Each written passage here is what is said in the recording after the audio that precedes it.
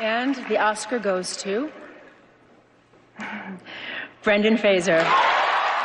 Throughout the 90s and early aughts, Brendan Fraser was the quintessential Hollywood star, a physically committed action hero, hilariously adept at comedies, an incredibly believable dramatic actor.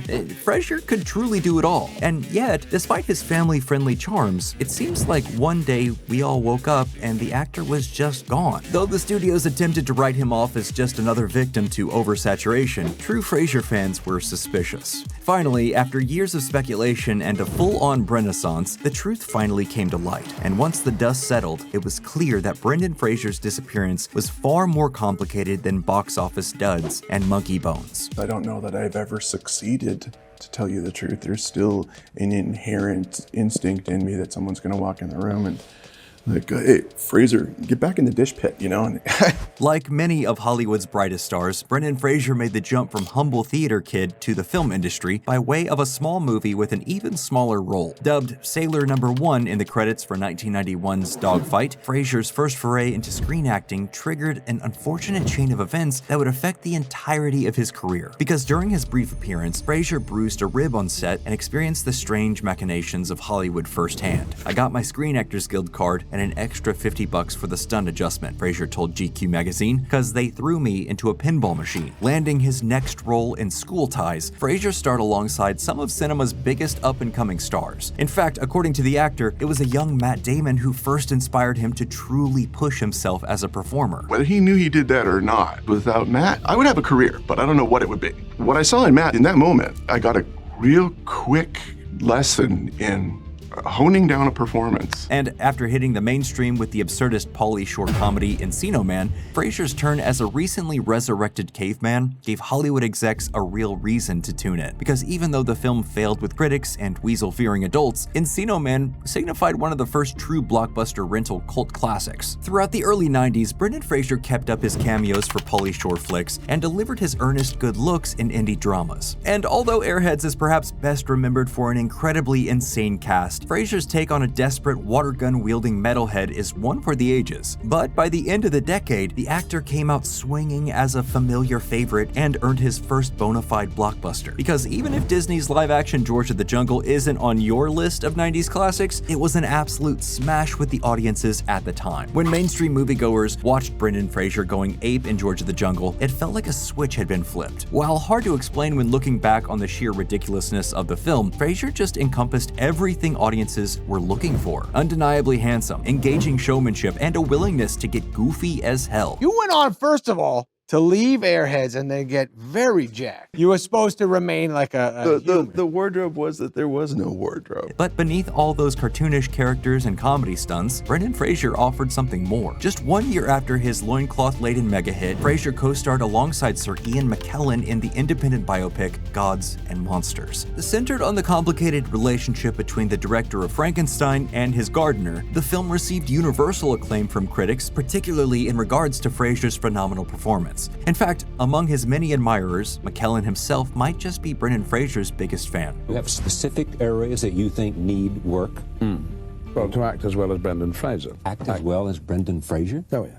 He plays a bewilderment which I'm ambitious to be able to do the same one day. Whether chilling on vines or staring down the void of existence, it is this core capability for compassion and charisma that truly turned Brendan Fraser into Hollywood's golden boy. And for a long time, it didn't even really matter what movies he starred in. Because in all honesty, most moviegoers just wanted to watch Brendan Fraser do, well, anything. From rizzing Alicia Silverstone straight out of his underground bunker in Blast from the Past, or dealing with Elizabeth Hurley's devil in Bedazzled, Fraser proved you don't always have to make great movies to have a great time. And whether he was inhabiting increasingly insane characters or just jumping straight back into live-action cartoon classics, Fraser offered a good hang with a seemingly good dude. But occasionally those positive vibes unearthed cinematic treasures with a terrible curse. And in the case of 1999's reimagining of The Mummy, Brendan Fraser both captured our hearts and practically stopped his own. Although The Mummy is a certified action comedy banger, this particular blockbuster carries an unfortunate legacy for its leading man. From his early dogfight days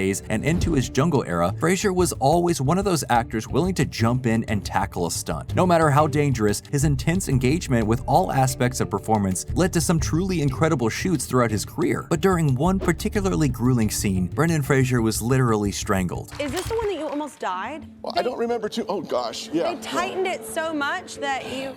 While not the first onset injury, and certainly not his last, the mummy incident was clearly a turning point for Fraser, and one that set an unfortunate precedent for the years leading up to his sudden disappearance. Because even after taking on some considerably easier voice acting roles in various episodes of The Simpsons, King of the Hill, and even an unreleased animated feature with Marlon Brando, Fraser's exceptional vocal skills would end up causing him some serious pain, eventually undergoing extensive vocal surgery. Brendan Fraser seemed destined to suffer for his art, even at its most basic level. Looking back, it would be all too easy to blame Fraser's eventual disappearance on bizarre flops like Monkey Bone, but even though this claymation hybrid disaster piece is one of the most mind-boggling upsets in recent history, the reality is that even with a disturbing clay monkey on his back, Brendan Fraser was still absolutely thriving. In fact, the same year as Monkey Bone, the actor starred in a highly successful theater run of Cat on a Hot Tin Roof and dominating the global box office with The Mummy Returns. As the rare actor who could balance comedy, action, and dramatic appeal all at once, Fraser continued to work steadily throughout the early aughts, even if he was limping along. Further marred by various onset injuries, the actor never stopped challenging himself, both physically and sometimes dramatically. In the slapstick-heavy and second-best live-action Looney Tunes film, Fraser suddenly seemed just a little bit distant. Perhaps riding the waves of an increasingly tumultuous industry, even Fraser's performance in the Best Picture-winning film Crash bears a strange sadness that speaks volumes in hindsight. By 2008, Brendan Fraser's entire career seemed at risk of crumbling beneath him, because over the course of 3 separate action films, the actor experienced more lows than anyone could possibly have expected. Although Journey to the Center of the Earth was a 1-in-a-million 3D experience, this blockbuster was perhaps a bridge too far for Fraser's body. After raking in a ton of ticket sales, Journey to the Center of the Earth was practically buried by the success of a third Mummy movie the following month. And for Fraser, the experience of actually filming The Mummy: Tomb of the Dragon Emperor was absolute hell. I was put together with tape and ice, the actor later admitted. I was building an exoskeleton for myself daily. Ironically, his greatest strength, the willingness to throw himself literally into every performance, was quietly becoming his greatest weakness. And although the film was a success by the standard of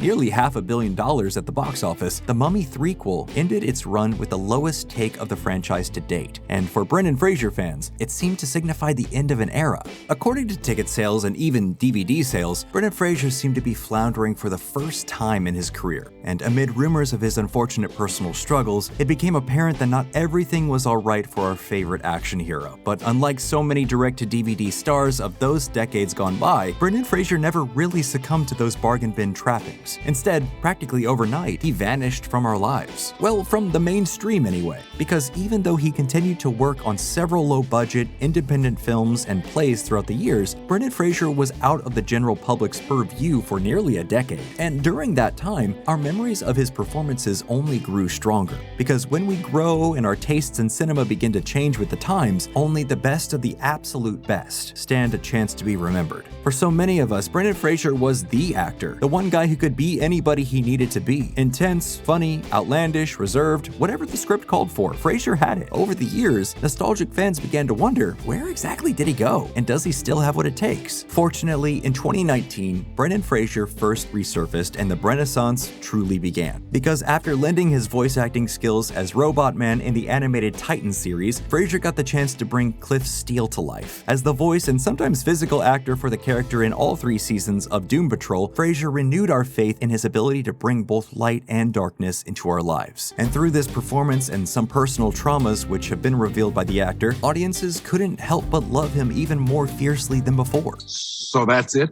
You just want to party forever? No, because there is no forever for me.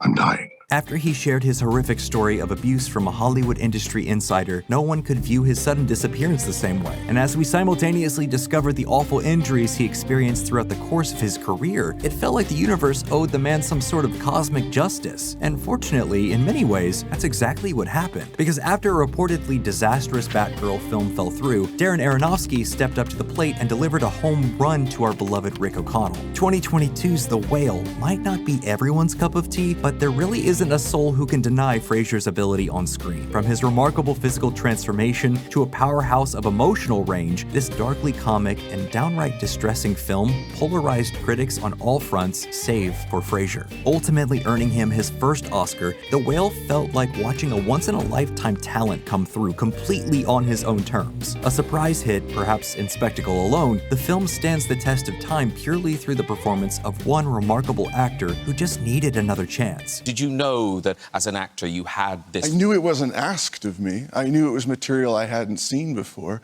and I just knew the basics of it when I went to meet Darren. Under his renewed status as a major Hollywood player, Fraser still shines like the same star we met back in the early 90s. From an unconventionally awesome performance in Martin Scorsese's Killers of the Flower Moon to a tear-jerking feel-good return to form in Rental Family, Brendan Fraser re-entered our lives as if he had never left. I did learn a bit of Japanese also, enough to get by. Thankfully, I have been gifted with the power of mimicry. Now, Brendan Fraser fans have a fourth entry in the Mummy franchise to look forward to, and for many moviegoers, it feels like we're back in that comfortable, cozy place where it really doesn't matter what he's doing, just as long as he's doing it. Because when it comes to beloved actors who deserved a second chance, there really hasn't ever been a story like Fraser's. In many ways, audiences are fortunate to have him back fighting those damned mummies, no matter the actual result, so long as the production teams can hold him back from doing his own stunts. And that's it for this week's episode of Nerdstalgic. But tell us, which Brendan Fraser classic kept you at bay before the Renaissance? Let us know in the comments below, and as always, be sure to hit like and subscribe to keep up with all our Nerdstalgic videos.